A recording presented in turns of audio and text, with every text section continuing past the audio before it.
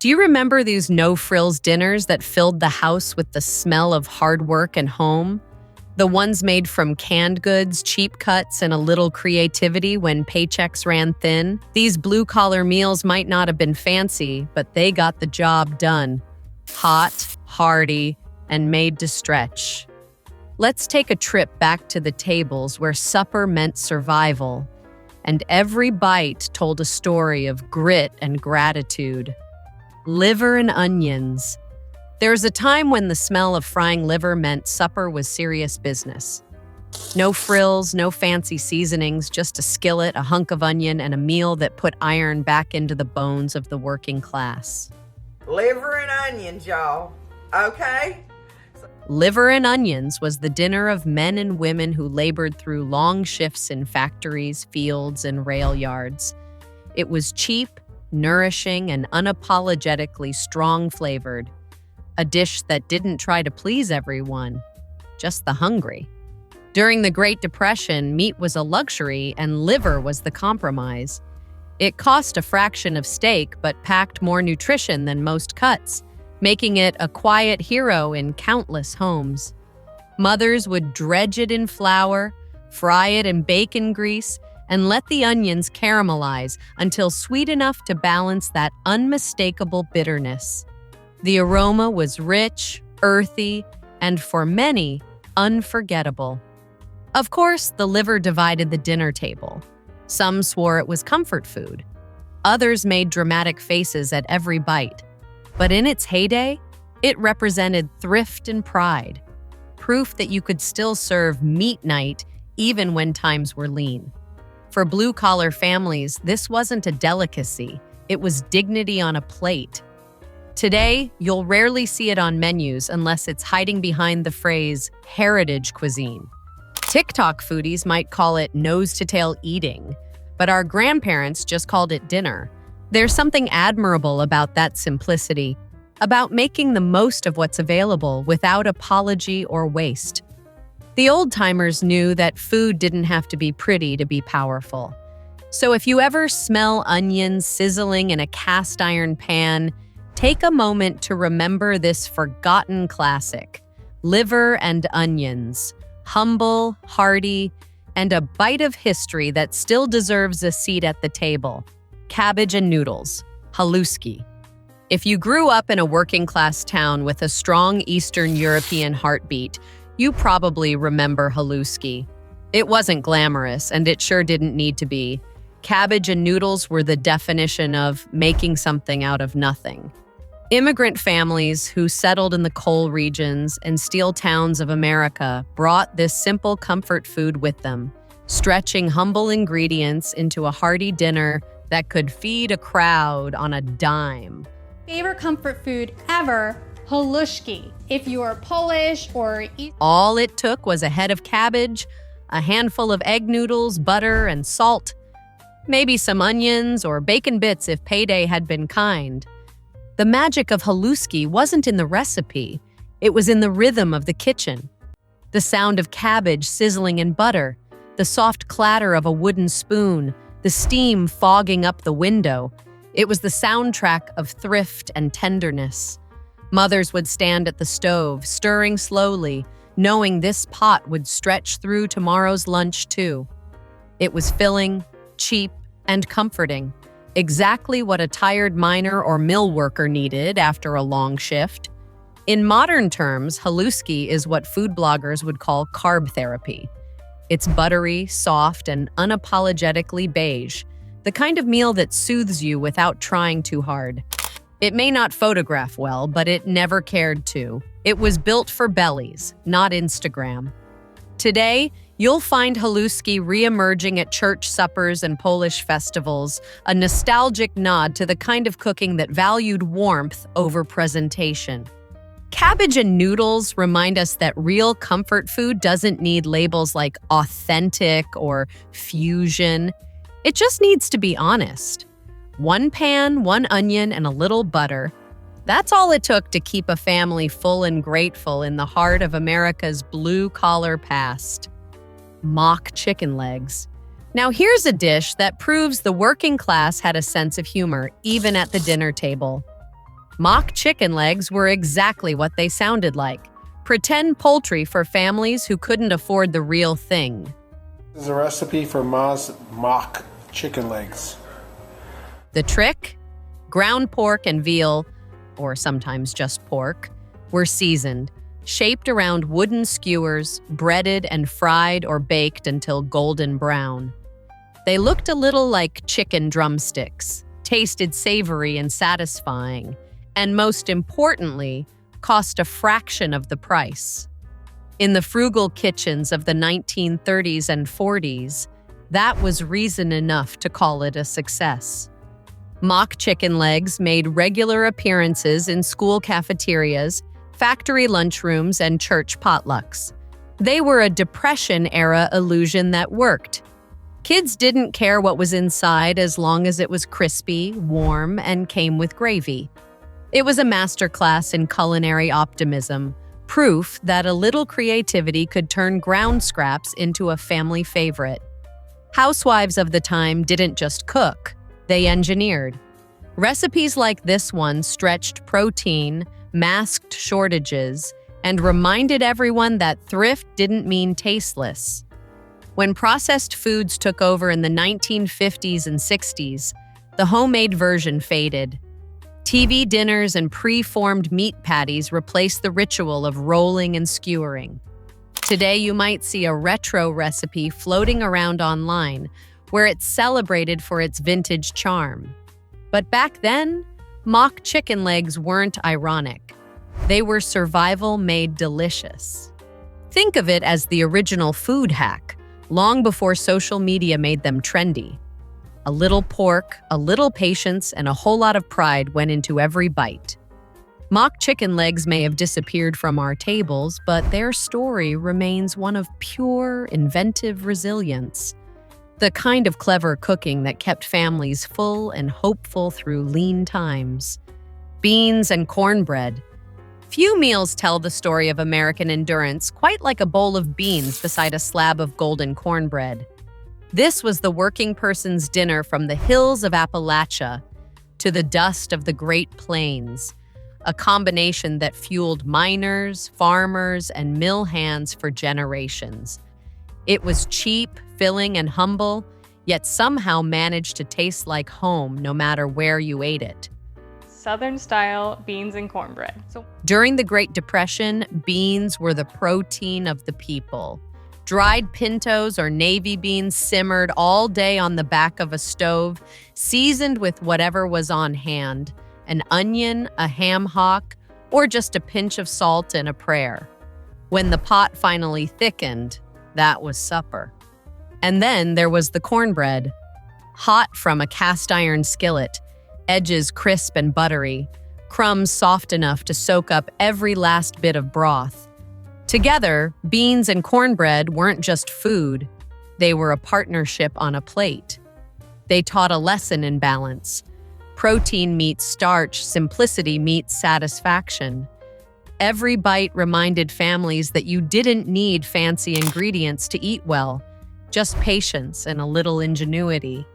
In modern times, this duo has become a nostalgic shorthand for the way things used to be.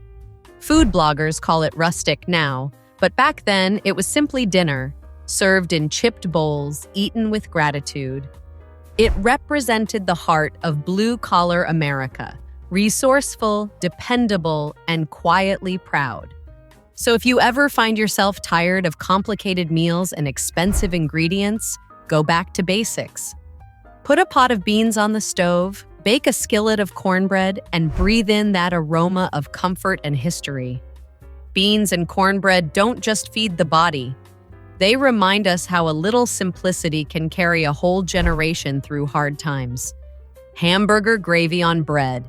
If there was ever a dish that defined the phrase making do, it was hamburger gravy on bread. This was the working man's comfort food. A quick, hearty meal that turned a pound of ground beef into dinner for a family of 6. That is just some hamburger gravy. It wasn't fancy, but it was filling, which was all that mattered when paychecks were small and mouths were many. The recipe was simple. Brown the meat, add flour, milk, or broth and stir until it thickens into a creamy, savory gravy. Then spoon it generously over slices of white bread, biscuits, or mashed potatoes, and just like that, supper was served. This dish found its way through the Great Depression, World War II, and well into the 1950s, where it lingered in school cafeterias and military mess halls under names like SOS, a less polite abbreviation for stuff on a shingle. Soldiers griped about it, sure, but they also cleaned their plates. It was salty, comforting, and dependable, just like the people who cooked it. For many families, hamburger gravy was a way to stretch the budget without skimping on flavor. It was born out of necessity, but remembered for its warmth. Today, this dish might sound like a relic from a black and white kitchen, but there's something timeless about it.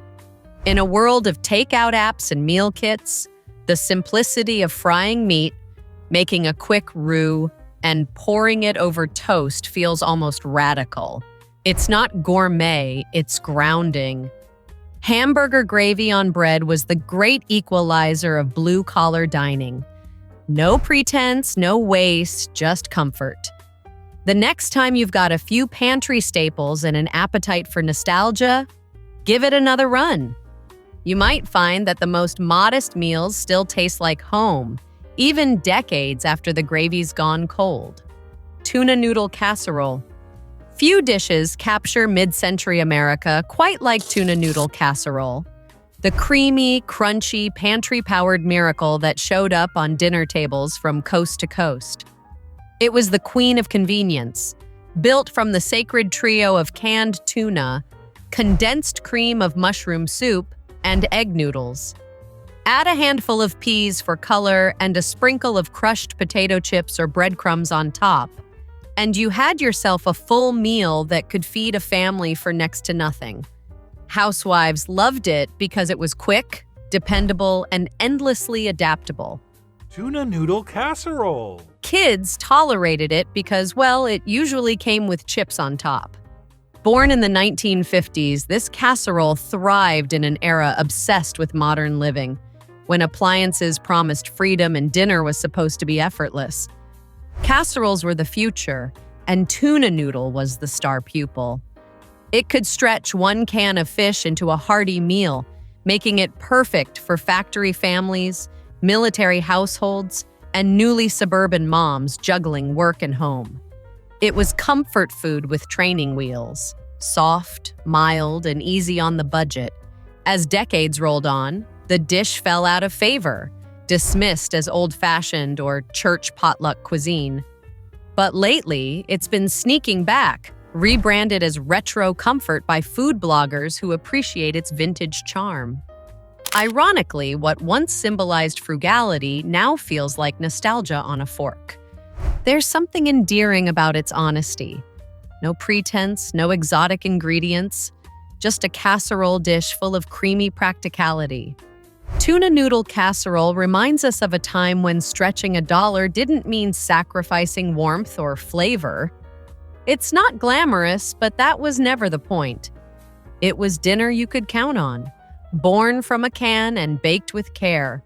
A humble hero of America's blue-collar kitchen. Sloppy Joes. There's nothing elegant about a sloppy Joe, and that's exactly the point. This saucy, sweet, and savory sandwich was built for busy nights, big appetites, and zero judgment. To make homemade Sloppy Joes. Sloppy Joes are a Born in the diners and lunch counters of mid-century America, the Sloppy Joe became a blue-collar legend, served up on soft buns that barely contained its messy generosity. It was the everyman's burger. No grill required, just a skillet, some ground beef, ketchup, mustard, a little brown sugar, and enough Worcestershire sauce to make it sing. The beauty of a Sloppy Joe was its attitude. It didn't try to be neat, proper, or polite. It dripped down your hands, stained your shirt, and somehow made you love it more with every bite. In the 1950s and 60s, it became a weeknight staple for factory families and suburban households alike. a quick dinner that stretched a pound of meat with pantry staples. Canned mixes like manwich later made it even easier, turning the homemade classic into a symbol of convenience culture, the kind of meal that let working parents feed a crowd without breaking stride. Culturally, the sloppy joe was democratic. It didn't care about table manners or fine china. It was served on paper plates, eaten over the sink, and often followed by a collective sigh of satisfaction. And even as food trends shifted toward healthier, cleaner, prettier fare, the joe never quite vanished. You'll still find it at school lunches, family reunions, and small-town diners, proof that flavor and fun can survive any diet trend. At its heart, the sloppy joe is America in a bun. Humble, adaptable, and a little chaotic, but always full of warmth. It's not just dinner. It's a reminder that sometimes the messiest meals are the ones that make us feel most at home. Salisbury steak. Before TV dinners and drive-thrus ruled the weeknight table, there was Salisbury steak, the working class man's answer to fine dining. It sounded fancy, but in truth, it was ground beef dressed up in its Sunday best. Shaped like a steak, browned in a pan, and smothered in rich brown gravy, it offered the illusion of luxury on a budget. For blue-collar families in the 1940s and 50s, it was a way to turn hamburger meat into something special, something that felt like a treat after long hours on the job. The dish traces back to Dr. James Salisbury, a 19th century physician who believed in the healing power of minced beef. His health food philosophy didn't quite survive the decades, but his name sure did, because when Americans hit hard times, they turned his medical idea into dinner. We're making Salisbury steak. I'm going to show you exactly how I make. A little onion, a splash of Worcestershire sauce, maybe a dash of ketchup or breadcrumbs, and suddenly ground meat became something to savor, not settle for. Salisbury steak quickly became a cafeteria favorite and later a TV dinner icon. Those divided aluminum trays, mashed potatoes in one corner, peas in another, and a glossy patty in the middle became symbols of post-war convenience. It was cheap, fast, and hearty, ticking every box for the growing suburban workforce. Today, Salisbury steak lives in that odd space between nostalgia and parody, too humble to be gourmet, too iconic to disappear. But there's still something comforting about that first forkful of beef and gravy. It tastes like family dinners, linoleum floors, and simpler times when homemade meant pride, not perfection. Salisbury steak was never about status. It was about survival with flavor. And in that sense, it remains one of the truest, most enduring blue-collar classics ever served from a skillet. Goulash, American chop suey. If there was a single pot that defined small-town America, it was the one bubbling with goulash, or as New Englanders called it, American chop suey. Despite its exotic name, this dish had nothing to do with Hungary or China and everything to do with stretching $1. It was the blue-collar miracle meal, a pound of ground beef, a box of macaroni, a can of tomatoes, and whatever seasoning was handy. No measuring, no fuss, just pure, filling comfort ladled into bowls, big enough to make you forget how cheap it was. Goulash was the hero of weeknights in the 1950s and 60s, when working families needed something fast, With American goulash. That's right, the first time I was ever served. hearty, and guaranteed to satisfy. It simmered in church basements, school cafeterias, and factory town kitchens, each cook adding their own twist. Sometimes corn, sometimes green peppers, sometimes just a pinch of sugar to tame the tomato tang. It was the kind of meal you could make on autopilot, and somehow it always turned out right. The name American chop suey reflected the era's love for anything that sounded adventurous, even if it wasn't. This was comfort food with confidence, proof that you didn't need imported spices or expensive cuts to make something memorable. Leftovers were even better the next day. thicker, richer, and perfect for reheating after a long shift.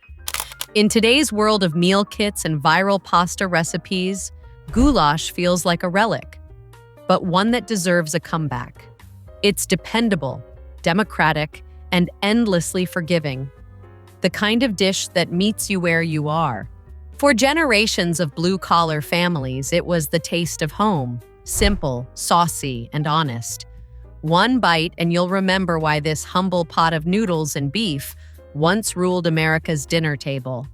Fried bologna sandwiches. Somewhere between breakfast and nostalgia lives the fried bologna sandwich, a working-class delicacy that turned a humble lunch meat into pure comfort. It didn't need an instruction manual. Slap a few thick slices of bologna in a hot skillet, let them sizzle and curl at the edges, and you had yourself a meal that smelled like Saturday afternoons and paycheck Fridays. Add a fried egg, melted cheese, or just a swipe of mustard, and it became what many called the poor man's steak sandwich.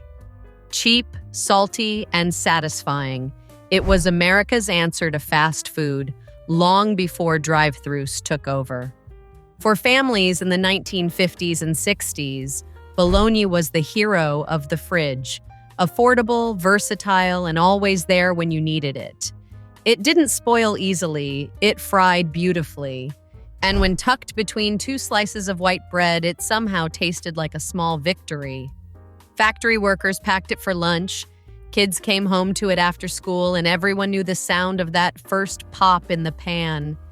The bologna bubble, as some called it. It wasn't about presentation, it was about practicality. A fried bologna sandwich filled you up, cost pennies, and carried the comforting grease of familiarity. Over time, though, it got pushed aside by deli meats and diet trends. Today, you'll find it making a quiet comeback at retro diners and southern cookouts, where chefs treat it with the respect it always deserved, grilled thick, topped high, and served unapologetically. Because here's the truth. You can dress it up or keep it simple, but that first bite of warm, crispy bologna will always taste like home. It's the sound of sizzling thrift, the flavor of childhood summers, and a reminder that good food was never about price. It was about heart, heat, and a frying pan. Chicken and rice bake. Busy day chicken. Few dishes worked harder for working families than the humble chicken and rice bake, affectionately known as busy day chicken. It was the kind of recipe that asked for almost nothing. Just a can of soup, a cup of rice, a few chicken pieces, and an oven that could be trusted to do its job. You'd stir everything together in one dish, slide it in, and let the house fill with that soft, savory aroma that promised an easy evening. It was a miracle of minimal effort, perfect for mothers juggling jobs, housework, and kids who somehow got hungry again every few hours. The beauty of busy day chicken wasn't in technique. It was in timing. You could toss it together in 10 minutes, then go fold laundry, help with homework, or just sit down for the first time all day. When the timer dinged, dinner was ready. Creamy rice, tender chicken, and a gravy-like sauce that seemed fancier than it had any right to be. Most versions leaned on condensed cream of mushroom or celery soup, pantry staples that turned simple ingredients into something soothing. In the 1970s, casseroles like this ruled the suburban kitchen. They symbolized convenience with a touch of comfort, proof that feeding a family didn't require culinary school or deep pockets. Yet, despite its simplicity, this dish had heart. It carried the quiet pride of making something warm and wholesome out of what was available. Today, you'll see busy day chicken reborn as a retro bake on food blogs. But for those who lived it, it's more than nostalgia. It's survival in a Pyrex dish. It's the taste of relief after a long day, the smell of home baked into every grain of rice. A simple, steadfast classic that earned its name the honest way. Neckbone stew. Neckbone stew was never about extravagance. It was about extracting every ounce of goodness from what you had. In the days when meat was expensive and waste was unthinkable, the neck bone became a quiet hero of the blue-collar kitchen. Pork or beef, it didn't matter. The real magic came from the slow simmer. Hours on the stove turned those tough, overlooked bones into tender morsels, surrounded by a broth so rich and savory it felt like liquid gold.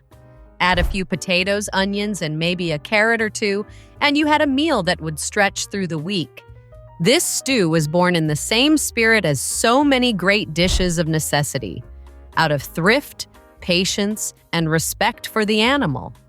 In the rural South and industrial towns alike, neck bones were the affordable cut that no one bragged about but everyone loved.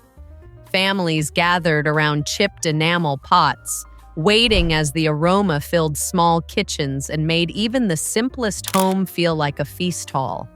It was the kind of food that didn't just feed you, it slowed the day down. Every spoonful carried a sense of reward. You had to work a little to get the meat, but that was part of the ritual. It taught you to savor, not rush. In an age before boneless convenience, eating was an act of appreciation. Today, neck bone stew is making a quiet comeback among soul food purists and comfort food lovers who know flavor can't be faked. Modern recipes might add wine or herbs, but the soul remains the same. This was and is food for the patient, the practical, and the proud. Neck bone stew didn't just stretch the dollar, it stretched the meaning of satisfaction itself. Hog maw and potatoes. Hog maw and potatoes is a dish that speaks fluent history, rich, humble, and unbothered by pretense. Born from the resourcefulness of rural families, especially in Pennsylvania Dutch and African American kitchens, it turned a part of the pig that others overlooked into a meal worth celebrating. Hog maw, the pig's stomach, was cleaned, stuffed, or stewed with potatoes, onions, and seasoning until everything blended into one hearty, savory comfort. It was a dish built on thrift, but also on skill, because cleaning and cooking hog maw properly required patience and pride. In farm kitchens, nothing went to waste. The hog was honored from snout to tail, and this dish was proof of that reverence. When slow cooked, the maw became tender and flavorful, releasing a richness that coated the potatoes in something deeper than fat. It was flavor earned the hard way. Every bite told the story of families who made do, who turned necessity into nourishment, and who saw beauty in the overlooked. On cold winter nights, the aroma of simmering hog maw was enough to draw everyone to the table. You didn't need fine china or fancy seasoning, just salt, pepper, and the comfort of knowing you'd made something sustaining. It was a working man's feast, a farmer's comfort, and a cook's quiet triumph. Today, many have forgotten it or shy away from its rustic roots. But for those who remember, hog maw and potatoes isn't just food, it's heritage. It's a dish that connects generations, that whispers of barns, cast iron pots, and family tables where gratitude was as filling as the meal itself. In every forkful lies a lesson. Waste nothing, flavor everything, and never underestimate the art of making something beautiful from what's left behind. Fatback and collards. Fatback and collards might sound simple, but in truth, it's the kind of dish that kept entire families going through long workdays and lean times. Salted pork fat, cut thick, fried crisp, or simmered slowly, met collard greens in an age-old dance between rich and bitter, hearty and humble. It was a Southern staple long before soul food became a phrase, a dish that embodied both survival and celebration. The origins trace back to enslaved African cooks and poor white farmers alike, who both relied on what they had. Fatback was cheap, shelf-stable, and flavorful. Collards, hearty and abundant, grew well in almost any soil. Together, they made magic, transforming the simplest of ingredients into a pot that filled the belly and soothed the spirit. In every simmering batch, there was a kind of quiet wisdom. Stretch what's scarce and season it with soul. The smell of collards cooking in pork broth could fill a home with warmth that no thermostat could match. A pot would bubble for hours, with someone occasionally lifting the lid to check the greens, though mostly to steal a whiff of comfort.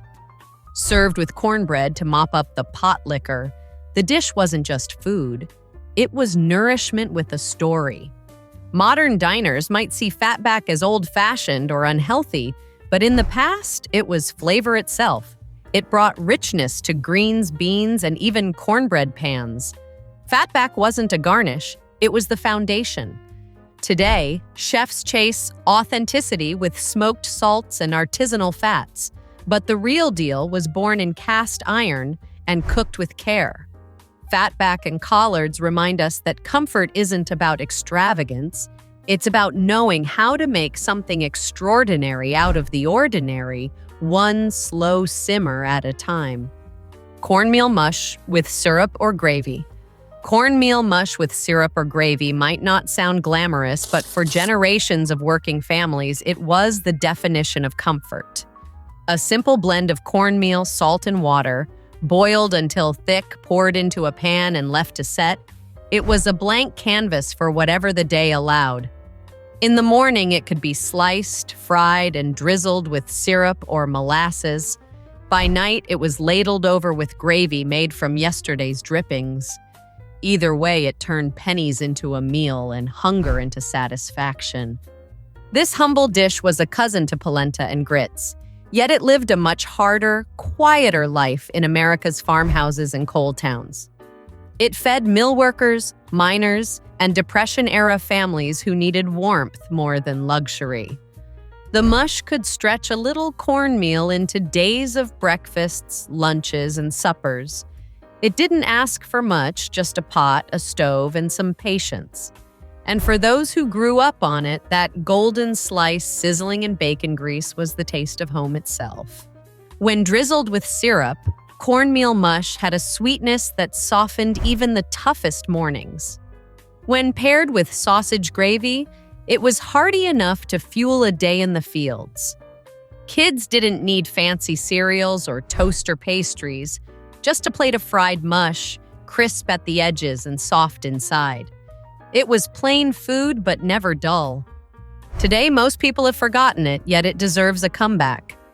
In an age where we pay $10 for polenta fries, cornmeal mush feels like a quiet rebellion, a reminder that the simplest ingredients treated with care can still outshine the priciest brunch. It's proof that comfort doesn't come from a menu. It comes from memory, from thrift, and from a skillet that's seen it all. Beefaroni bake. Beefaroni bake was the definition of a blue-collar comfort meal, cheap, hearty, and guaranteed to feed a crowd with whatever was in the pantry. Elbow macaroni, ground beef, tomato sauce, and a sprinkle of cheese came together to make something that wasn't fancy but felt like a small victory after a long day. It was the kind of dish that showed up at potlucks, school cafeterias, and weeknight dinners when time, energy, and budgets were all running low. The origins trace back to mid-century America, when boxed pasta and canned sauce became the working family's best friend. Companies like Chef Boyardee even popularized the name beefaroni, turning this humble skillet supper into a national symbol of no-fuss eating. But homemade versions were where the magic really happened, where moms and grandmas stretched a single pound of beef across an entire casserole dish, layering it with noodles and whatever cheese happened to be on sale. Baked until bubbling and crisp around the edges, it smelled like pure comfort. The sauce soaked into the pasta, the cheese browned just enough, and every scoop hit that perfect balance of tangy tomato and savory beef. Kids loved it because it was simple. Parents loved it because it lasted 2 nights and didn't break the bank. It wasn't just dinner, it was survival disguised as comfort food.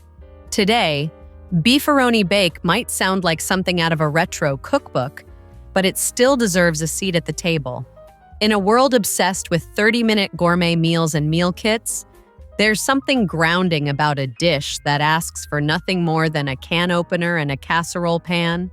It's the taste of practicality, of resilience, and of a time when feeding your family well didn't require a credit card or a culinary degree, just a little pasta and a lot of love. Turkey tetrazzini. Turkey tetrazzini was the answer to every post-holiday question, what do we do with all this leftover turkey? Long before meal prep became a trend, thrifty home cooks were turning yesterday's bird into a creamy, comforting casserole that felt like an upgrade instead of a rerun. A mix of spaghetti noodles, chopped turkey, mushrooms, and a velvety sauce made from cream, butter, and broth. This dish was elegant on a budget, the perfect way to stretch a feast into the work week. Its roots reach back to the early 1900s, reportedly named after Italian opera singer Luisa Tetrazzini, though the dish itself was pure American ingenuity. It became a hit during the mid-20th century when canned soups and casseroles reigned supreme. Every homemaker had her own spin. Some added peas for color, others topped it with breadcrumbs or parmesan for crunch. The result was always the same, something rich, filling, and just a little bit fancy, even when reheated from last night's dinner. Turkey tetrazzini became a sort of victory lap after Thanksgiving or Christmas, transforming leftovers into a creamy, baked encore. It carried that unmistakable holiday comfort but didn't demand the energy of another grand meal. It was the dish of resourceful cooks who understood that frugality didn't mean sacrificing flavor. It meant reinventing it. Today, it's mostly forgotten, overshadowed by quick microwave meals and takeout comfort. But one forkful of that silky, cheesy tangle of noodles can bring back an entire era. The clink of Pyrex, the scent of nutmeg and cream, the hum of a kitchen where nothing went to waste. Turkey tetrazzini isn't just a recipe. It's a love letter to leftovers, a reminder that even the scraps of celebration can become something beautiful, rich, and worth remembering. Hamburger Helper Classics. Hamburger Helper Classics were the great equalizer of weeknight dinners, quick, cheap, and oddly satisfying. Born in the 1970s, when inflation and busy schedules ruled American kitchens, this boxed wonder promised a hearty family meal with nothing more than a pound of ground beef and a splash of milk. It was the culinary shortcut that didn't pretend to be fancy, but delivered comfort in every creamy, cheesy spoonful. At its heart, Hamburger Helper was the invention of practicality. General Mills launched it in 1971 as a way to stretch expensive beef into something that could feed a family of 5. Inside the box, dried pasta, powdered sauce mix, and a promise that dinner would be done in under 20 minutes. Variants like cheeseburger macaroni, beef stroganoff, and lasagna became instant household favorites. It was convenience food, yes, but it was also survival food for millions of blue-collar homes. You'd brown the beef, stir in the mix, and suddenly the kitchen smelled like victory. It was hot, filling, and, if we're honest, kind of addictive. Kids loved it. Parents loved that it didn't leave a sink full of dishes. And even though the cheese came from a packet and the sauce wasn't exactly homemade, the meal felt warm and complete. It wasn't just about saving money. It was about saving time, sanity, and supper. Today, Hamburger Helper lives in that nostalgic corner of memory next to TV dinners and Tang. It's easy to laugh at now, but there's something endearing about a box that kept families fed and kitchens calm. In a world where dinner often means delivery apps and endless options, Hamburger Helper reminds us that sometimes the simplest meal, made in one pot and shared over laughter, is the one that sticks with you longest. Pork chops with cream of mushroom gravy. Pork chops with cream of mushroom gravy was the crown jewel of many mid-century weeknight tables, filling, flavorful, and blessedly simple. It wasn't a fancy roast or a Sunday ham, but it didn't need to be. With just a few pantry staples and a single can of condensed soup, this dish managed to feel like a small luxury on an ordinary day. Every bite was tender, savory, and smothered in that creamy, peppery gravy that clung to everything in the best possible way. The dish rose to fame in the 1950s and 60s, when Campbell's cream of mushroom soup was the secret ingredient behind countless casseroles and company dinners. Housewives and factory workers alike could come home, brown a few pork chops, pour in the soup, and let the magic happen in the oven. In an hour, dinner was done. A full meal that looked like effort, but tasted like comfort. It was a dish that didn't need measuring cups or fancy herbs, just a skillet, a can opener, and a little trust in tradition. The gravy soaked into mashed potatoes or rice, and that unmistakable aroma, the mix of pork fat and mushrooms, filled the whole house. Kids might not have known what umami was, but they knew this meal hit the spot. For many, it became a family staple passed quietly down through generations, scrawled on index cards or just remembered by heart. Today, food trends push for fresh ingredients and scratch-made sauces, but there's no shame in craving the classic. Pork chops with cream of mushroom gravy isn't just nostalgia. It's proof that comfort doesn't come from perfection, but from practicality. It's the kind of meal that says, "You've done enough today. Sit down and eat." A little salt, a little love, and one humble can of soup. Sometimes that's all dinner ever needed. Hot dog stew. Hot dog stew was the kind of meal that appeared when the pantry was bare, but the family was hungry. It wasn't glamorous, it never tried to be, but it was honest food for hard times. Born out of necessity during the lean years of the 1940s and revived again in the cash-strapped 1970s, it made heroes out of home cooks who could turn a pack of Franks and a few vegetables into something warm, filling, and surprisingly tasty. At its heart, hot dog stew was simplicity itself. Sliced hot dogs simmered with potatoes, onions, carrots, and maybe a can of tomato sauce or baked beans if luck allowed. Some versions leaned savory, thickened with a bit of flour and broth. Others went tangy sweet, tasting like the halfway point between soup and barbecue. The beauty was in its flexibility. You could toss in whatever you had and call it dinner. This stew was a hit with kids, too. Hot dogs were the great equalizer of picky eaters, and somehow, when floating in a bowl of vegetables, they made the dish feel less like survival and more like ingenuity. It filled bellies without draining wallets, a one-pot miracle for families watching every dime. Today, hot dog stew sounds almost quaint, maybe even funny, but it carries the spirit of generations who made the best of what they had. In an age of $15 artisanal francs, there's something refreshing about remembering when a humble stew could feed a family and leave everyone smiling. It was proof that you didn't need prime cuts or fancy sauces, just creativity, a steady hand with the seasoning, and the kind of resilience that can turn even a pack of hot dogs into a warm, homemade hug in a bowl. Pierogi with fried onions. Pierogi with fried onions is a dish that feels like home no matter where home happens to be. Born in Eastern Europe, most famously in Poland, it crossed oceans in the suitcases and hearts of immigrants who carried their kitchen traditions with them. These humble dumplings, stuffed with mashed potatoes, cheese, or sauerkraut, became a staple of blue-collar tables across industrial America, from Pittsburgh to Detroit.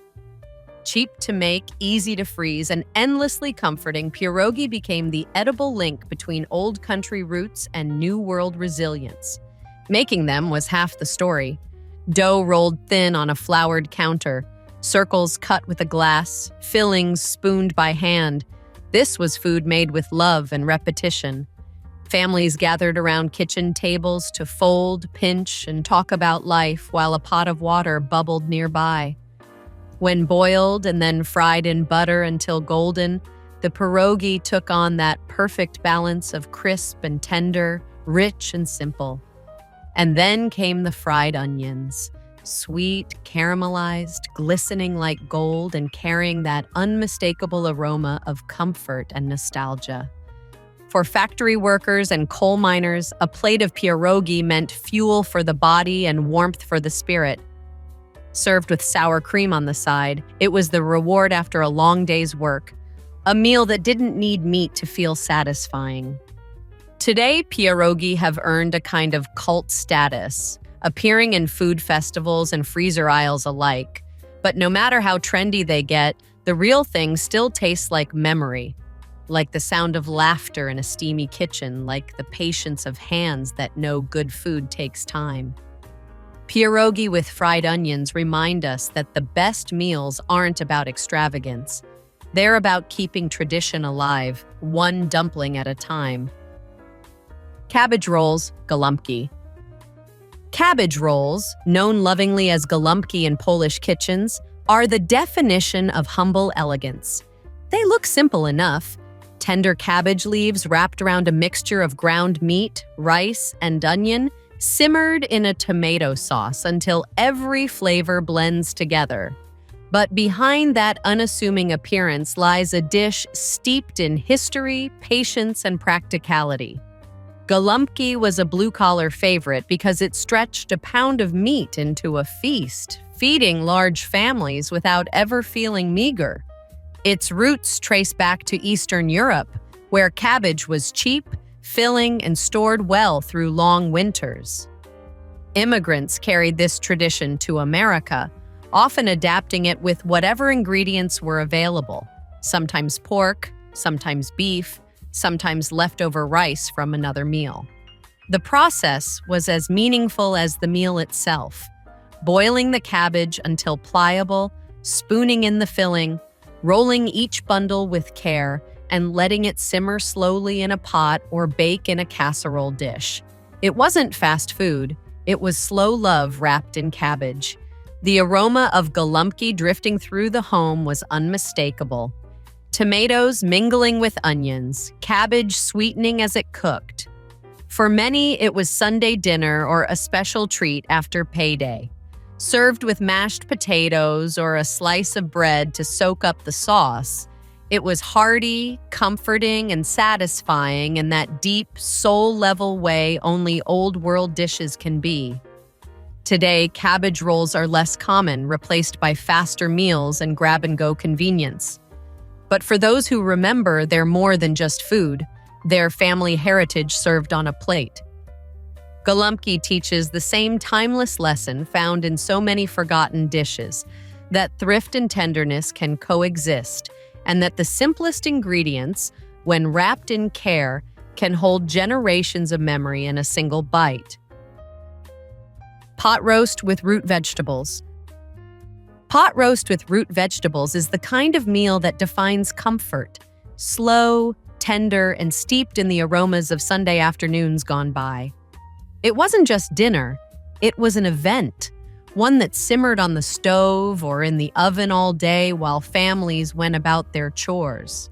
By the time the meat fell apart under a fork, the house was filled with the rich, savory scent of beef mingling with carrots, potatoes, onions, and maybe a parsnip or two.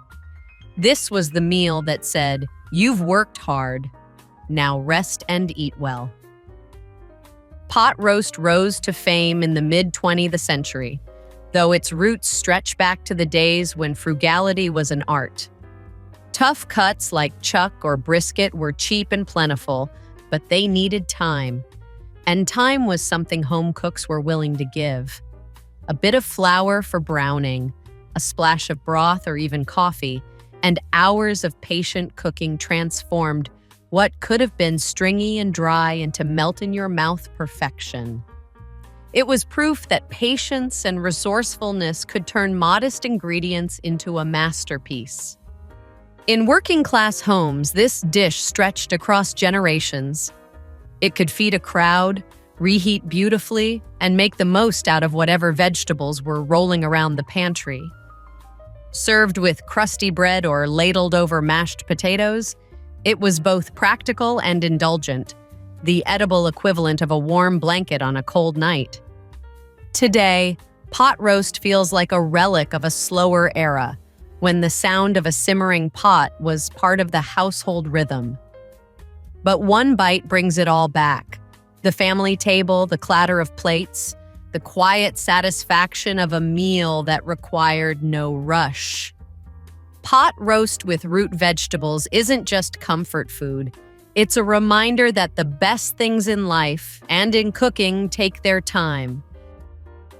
Shepherd's pie, American style. Shepherd's pie, at least the American version, has always been less about authenticity and more about ingenuity. Technically, the British originally called for lamb, but here in the States, we made do with what was cheap and handy: ground beef. Layered with mixed vegetables and crowned with mashed potatoes, it became a one-pan wonder that stretched a pound of meat into a full family dinner. It wasn't fancy, but it was filling, and in hard times, that mattered more than anything.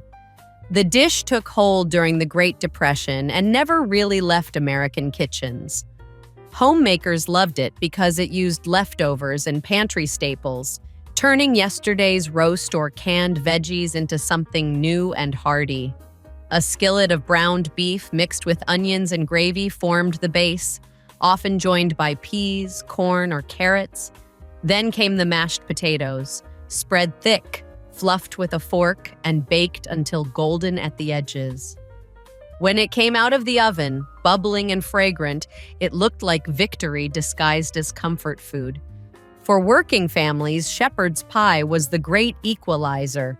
It didn't matter if your meat came from a butcher or a tin can. It all came together under that cozy blanket of potatoes. Kids loved it because it felt like eating mashed potatoes for dinner. Parents loved it because it could feed 5 on a dollar. Today, it's often overshadowed by more glamorous casseroles, but it remains a symbol of resourceful cooking. Whether served from a Pyrex dish or a cast iron pan, shepherd's pie still carries the same message. Waste nothing, flavor everything, and feed your people well. It's the taste of thrift wrapped in nostalgia. A reminder that true comfort isn't about excess, but about making something warm and wonderful out of whatever you have. Spam and egg supper fry. Spam and egg supper fry was the weeknight hero of the post-war pantry. Simple, salty, and satisfying in that unmistakably mid-century way. Born from necessity and perfected through repetition, it turned a can of Spam and a few eggs into a hearty skillet meal that could feed a family on short notice. It was the kind of dinner that didn't require planning or pretense, just a frying pan, a can opener, and a hungry household. Spam itself was a wartime invention that never really left America's kitchens. After World War II, it became a blue-collar staple, affordable, shelf-stable, and surprisingly versatile. The supper fry was its natural habitat, cubes of Spam sizzling in the pan until crisp on the edges, joined by scrambled eggs, onions, and maybe a handful of diced potatoes if times were good. The aroma alone was enough to make a tired factory worker or farmhand forget the day's troubles. It wasn't fancy, but it was fast, and that mattered. In an era when families gathered at the table instead of drive-thrus, Spam and egg supper fry delivered comfort without complaint. Some added cheese, others served it with toast or biscuits, and many ate it straight from the skillet because doing dishes after supper was optional at best. Today, Spam sits somewhere between punchline and cult classic, but dishes like this prove why it earned its staying power. It didn't pretend to be gourmet. It was food that showed up when you needed it most. In a world of meal kits and microwaves, Spam and egg supper fry still stands as a reminder that dinner doesn't have to impress anyone. It just has to fill the room with warmth, laughter, and the smell of something sizzling in the skillet. Chicken fricassee. Chicken fricassee is the kind of dish that feels like it should have a linen tablecloth under it. but it was just as likely to show up in a farmhouse kitchen as in a fancy dining room.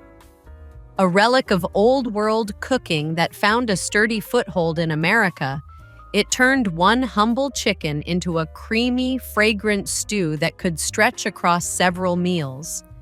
This was cooking born of thrift and patience, dressed up in the language of comfort and care. The word fricassee sounds French, and it is, but don't let that fool you into thinking it's complicated. In truth, it's peasant wisdom disguised as elegance. Lightly browned chicken simmered in broth, thickened with flour, and finished with cream or milk until silky smooth. Carrots, onions, celery, and a touch of herbs gave it body, while biscuits, rice, or mashed potatoes soaked up every last drop of the velvety gravy. It was the perfect answer to an empty wallet and a hungry family. For blue-collar homes, chicken fricassee represented a rare kind of luxury. A dish that felt special even when made with scraps and seconds. It was the kind of meal your grandmother would make on a Sunday, ladling it from a heavy pot while telling stories about making do. Every bite carried that balance between richness and resourcefulness, reminding you that comfort doesn't come from cost, but from care. Today, it's all but forgotten outside of old cookbooks, replaced by quicker, louder meals. But chicken fricassee deserves a revival. It's slow food that rewards patience, a gentle stew that tastes like time itself. In every tender piece of chicken and creamy spoonful of gravy lies a truth that older generations knew by heart. Good cooking isn't about impressing. It's about nourishing, one simmering pot at a time. Cottage cheese casserole. Cottage cheese casserole might sound like a curiosity today, but for decades it was a weeknight wonder. A creamy, protein-packed dish that filled stomachs without emptying wallets. It was the sort of meal you'd find in church cookbooks, scrawled in blue ink beside recipes for Jell-O molds and tuna bakes. Modest and mild, yet strangely comforting, this casserole was born from the post-war era's love affair with convenience and frugality. At its heart, the dish was simple: cottage cheese mixed with egg noodles, sour cream, and maybe a little butter or onion salt, baked until golden and bubbling at the edges. Some families added a pinch of dill or a spoonful of tomato sauce. Others layered it with ground beef or vegetables to make it a one-dish dinner. No matter the version, it struck that perfect balance between thrifty and wholesome. A meal that didn't need meat to feel like supper. For busy homemakers, cottage cheese casserole was a quiet blessing. It came together in minutes, used ingredients already in the fridge, and reheated beautifully. Kids might have wrinkled their noses at the name, but once it hit the table, creamy, tangy, and soft with a hint of crisp on top, most went back for seconds.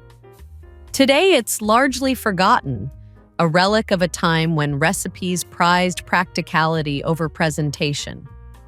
But if you've ever craved something that tastes like comfort itself, you'll understand its charm.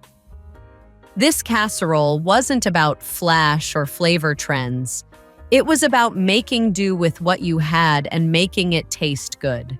Cottage cheese casserole is a reminder that even the humblest ingredients can come together into something quietly special. The kind of dish that warms not just the stomach, but the memory too. Pork and beans baked with molasses. Pork and beans baked with molasses was the kind of dish that made the whole house smell like Sunday supper long before it hit the table. It was a recipe built on pantry staples and Yankee thrift, born from the old New England tradition of baked beans and carried through generations of home cooks who knew how to stretch a can of pork and beans into something hearty and rich. The secret, of course, was molasses. Thick, dark, and smoky sweet, it transformed the humble beans into something that tasted slow-cooked and soulful. Mixed with a splash of mustard, a little ketchup, and perhaps a few strips of bacon laid across the top, it baked into a bubbling, caramelized masterpiece. Some families added chopped onions for bite or brown sugar for extra sweetness, but everyone agreed on one thing. It had to be baked low and slow until the sauce clung to the spoon and the edges turned sticky with flavor. This wasn't fancy food. It was working food, the kind you'd bring to church potlucks, backyard cookouts, or cold evenings when the cupboards were nearly bare. It filled bellies without complaint and made a can of beans taste like something much grander than it was. The smell alone could pull a family to the table faster than any dinner bell. Today, pork and beans baked with molasses stands as a forgotten treasure of American frugality, a reminder that comfort doesn't require extravagance, just patience and a touch of sweetness. It was a dish that turned scarcity into satisfaction, simplicity into flavor. And when served with cornbread or a side of coleslaw, it proved once again what generations of cooks already knew. Good food doesn't have to be expensive, it just has to be made with care. Sweet potato hash with sausage. Sweet potato hash with sausage was one of those skillet suppers that managed to feel both humble and hearty, a perfect marriage of sweet and savory pulled straight from the farm kitchen. Before hash became a brunch trend, it was the meal you made when you needed to stretch a little meat and a few vegetables into something filling. Sweet potatoes added their soft sweetness. Sausage brought the spice and fat, and together they turned into a dish that could warm you from the inside out. In its simplest form, this hash started with browned sausage sizzling in a cast iron pan, pork if you had it, but sometimes venison or even leftover links from breakfast. Chopped sweet potatoes went in next, caramelizing in the rendered fat until they were crisp at the edges and soft in the middle. A scatter of onions or bell peppers might join for color and bite, and maybe a pinch of paprika or sage for depth. It wasn't fancy, but it didn't need to be. The flavors did the talking, sweet, smoky, and just a little peppery. For many families, it was the kind of meal that showed up after a long day's work or on chilly mornings when something hot and satisfying was needed fast. Some cracked an egg on top and called it breakfast for dinner. Others served it straight from the pan with a drizzle of syrup or a dollop of ketchup on the side. Sweet potato hash with sausage may have started as a way to use up odds and ends, but it earned its place as a true comfort classic. Every bite carried a balance of earthy sweetness and savory heartiness, a reminder that sometimes the best meals are the ones made with whatever's left and a little kitchen know-how. Sometimes the best meals weren't fancy. They were just made with love, grit, and whatever was in the pantry. If these forgotten blue-collar dinners brought back a few memories, give this video a like, share it with someone who remembers, and don't forget to subscribe for more bites of kitchen history served with a side of nostalgia.